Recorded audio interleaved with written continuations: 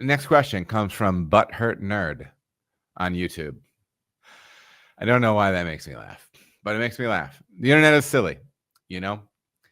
There's a comment on a snippet. I believe it was a short cut out of the Cartridge Brewing Brew Day with my dear friend Big Rig Josh. Question is, is he just looking to make the beer more full-bodied and enhance the malt character? What is the point of adding chloride as opposed to both calcium and chloride? So this is a good question, Butthurt, and it it really opens up the opportunity for us to talk about kind of the role of those two compounds in the brewing process.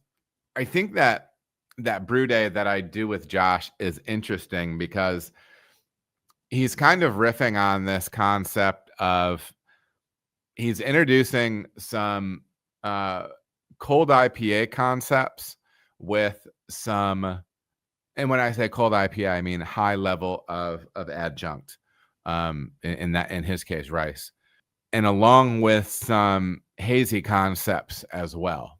And those things might seem, counter, they go against each other. They'll fight each other.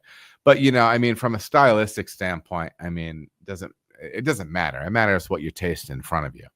So he's leveraging different techniques. And so one of the ways that he's kind of leveraging a hazy technique here is he's specifically going heavy with his chloride. And so, yes, he is looking to increase the perception, the smoothness of the malt character, the roundness, the softness of the beer by having an elevated level of chloride in that beer. The reason he is not using, and I'm going to assume when you say, he said, what is the point of adding chloride as opposed to both calcium and chloride? We can talk about this in both ways because he does two things. The reason he's leaving gypsum out, which would be calcium sulfate, is he doesn't want a ton of sulfate. There might be some sulfate in this beer. I don't remember off the top of my head. So that's why he's focusing primarily on the chloride. He also mentions in this video that he is using kosher salt in the kettle. And that might be specifically what you're asking, because he said, as opposed to adding both calcium and chloride. The reason is he has a goal of not putting more than 100 parts per million of calcium into this beer from his water, right? So that's what he's doing. That's what he's leveraging, because he's leveraging sodium chloride in the kettle, table salt, if I'm remembering that compound correctly, but I think I am.